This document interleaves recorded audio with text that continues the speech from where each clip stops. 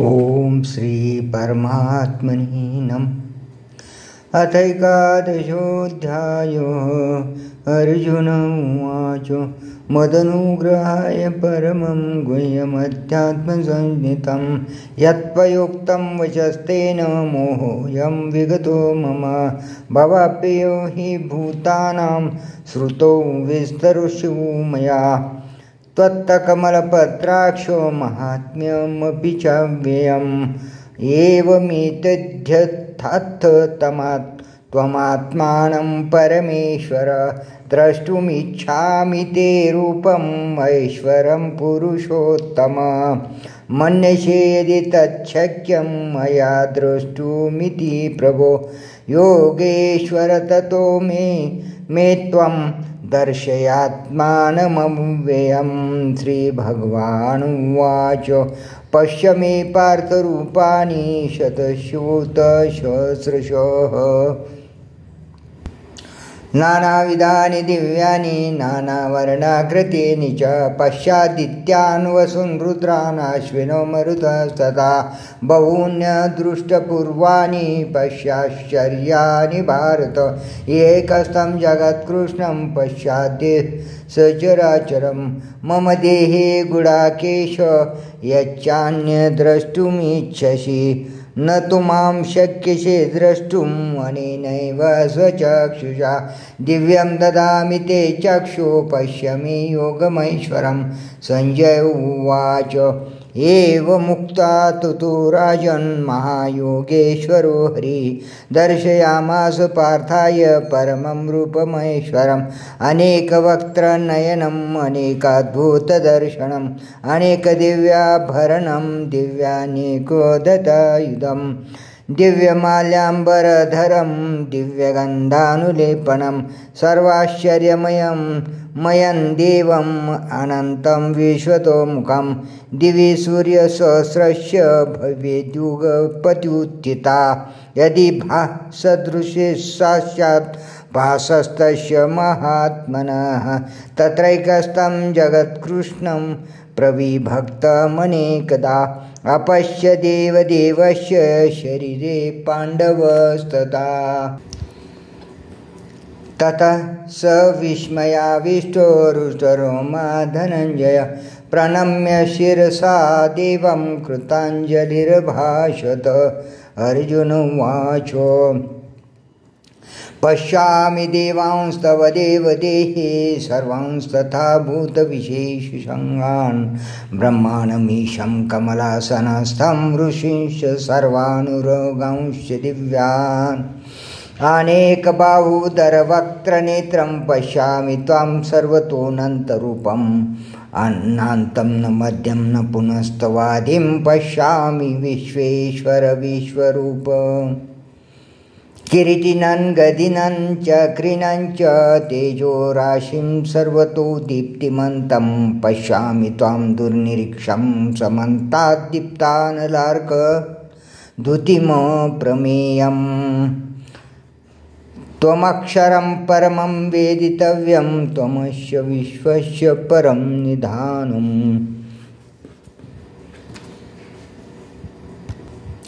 त्वमव्ययः शाश्वतधर्मगोप्ता सनातनस्त्वं पुरुषो मतो मे अनादिमध्यान्तमनन्तवीर्यम् अनन्तबाहुं शशिसूर्यनेत्रं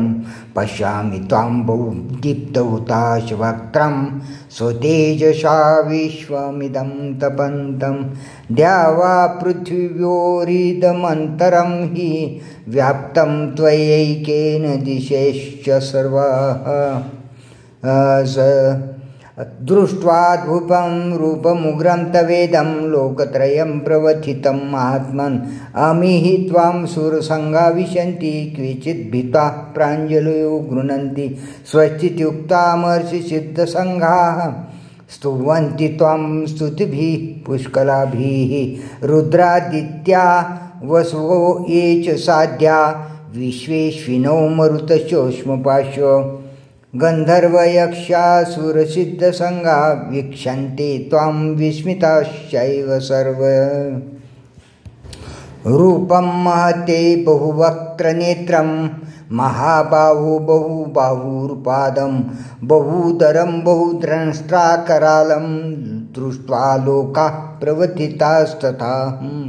नभः स्पृशं दीप्तमनेकवर्णं व्यात्ताननं दीप्तविशालनेत्रं दृष्ट्वा हि त्वां प्रवथितान्तरात्मा धृतिं न विन्दामि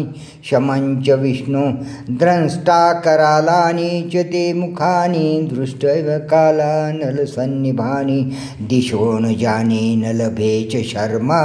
प्रसीद देवेश जगन्निवास अमी च त्वां धृतराष्ट्रस्य पुत्राः सर्वे सहैवावनिपालसङ्घै भीष्मो द्रोणः सुतपुत्रस्तथासौ सहास्मदीयैरपि योधमुखैः वक्त्राणि ते त्वरमाणा विशन्ति द्रंष्टाकरालानि भयानकानि केचिद्विलग्ना दशनान्तरेषु सदृश्यन्ते चूर्णितैरुत्तमाङ्गैः यथा नदीनां बहूम्बुवेगाः समुद्रमेवाभिमुखा द्रवन्ति तथा तवामि नरलोकवीरा विशन्ति वक्त्राण्यभिज्वलन्ति यथा प्रदीप्तं ज्वलनं पतङ्गा विशन्ति नाशाय समृद्धवेगाः तथैव नाशाय विशन्ति लोकास्तवापि वक्त्राणि समृद्धवेगाः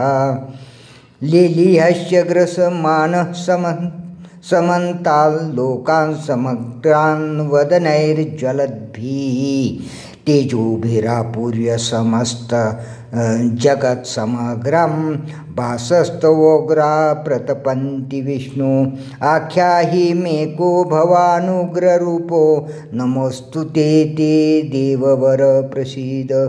विज्ञातुमिच्छामि भवान्तमाद्यं न हि प्रजानापि तव प्रवृत्तिम्। श्रीभगवानुवाच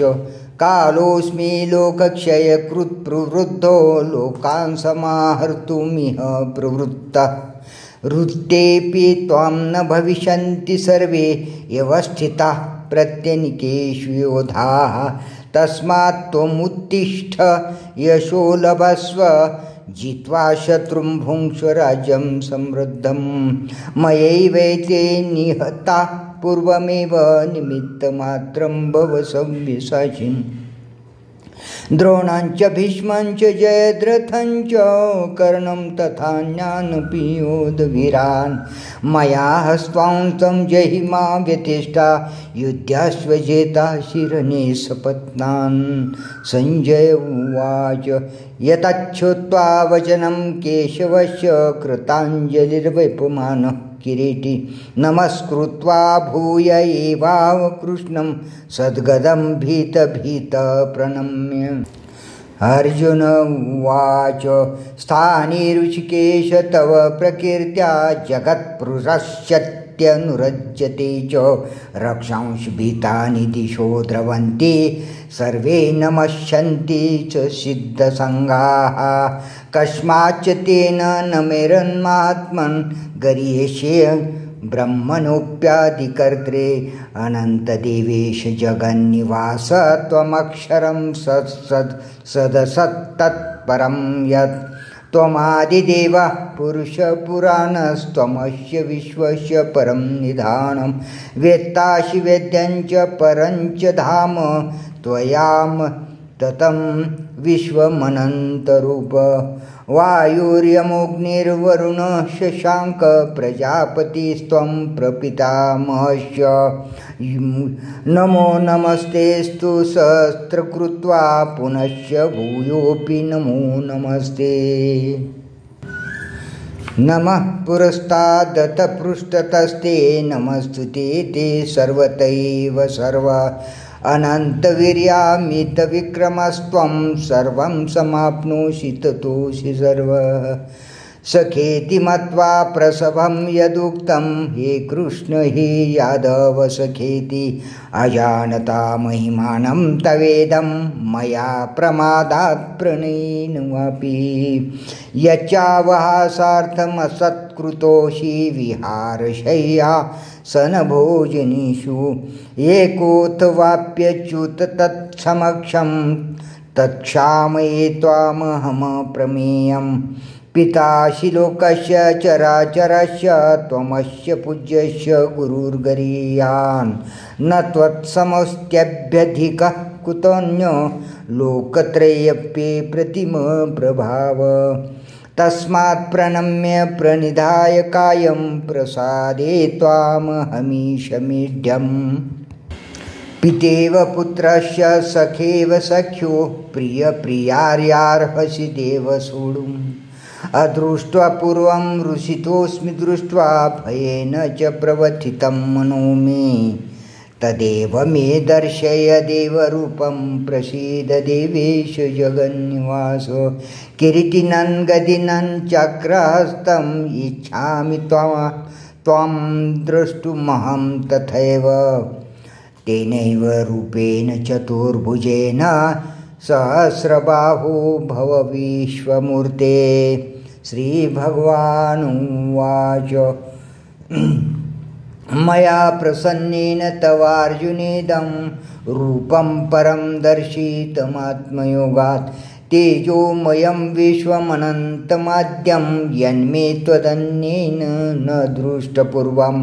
न वेदयज्ञाध्ययनैर्न दानैर्न च क्रियाभिर्न तपोभिरुग्रैः एवं रूपः शक्य नृलोके द्रष्टुं त्वदन्येन कुरु ब्रवीर मा ते व्यथा मा च विमूढभावो दृष्ट्वा रूपं घोरमिदं रूपे व्यपेतभिः प्रीतमना पुनस्तं तदेव मे रूपमिदं प्रपश्य संजय उवाच इत्यर्जुनं वासुदेवस्तथोक्ता स्वकं रूपं दर्शयामास भूयः आश्वासयामास च भीतमीनं भूत्वा पुनः सौम्यवपुर्महात्मा अर्जुन उवाच दृष्ट्वेदं मानुषं रूपं तव च सौम्यं जनार्दन इदानीमस्मि संवृत्तः सचेता प्रकृतिं गताः श्रीभगवानुवाच सुदुर्दर्शमिदं रूपं दृष्ट्वानसि यन्मम देवाप्यस्य रूपस्य नित्यं दर्शनकाङ्क्षिणः नाहं वेदैर्न तपसा न दानेन चेज्जया शक्य एवं विदो द्रष्टुं दृष्टवानसि मां यथा भक्त्या त्वनन्यया शक्य अहमेवं विदोऽर्जुनो ज्ञातुं द्रष्टुं च तत्त्वेन प्रवेष्टुं च परन्तप मत्कर्म कृन्मत्परमो मद्भक्तः संगवर्जिताः निर्वैरः सर्वभूतेषु यः स मामेति पाण्डवः ॐ तत्सदिति श्रीमद्भगवद्गीतासु उपनिषत्सु ब्रह्मविद्यायां योगशास्त्रे श्रीकृष्णार्जुनसंवादे विश्वरूपदर्शनयोगो नामैकादशोऽध्यायः श्रीकृष्णार्पणमस्तु श्रीकृष्णार्पणम्।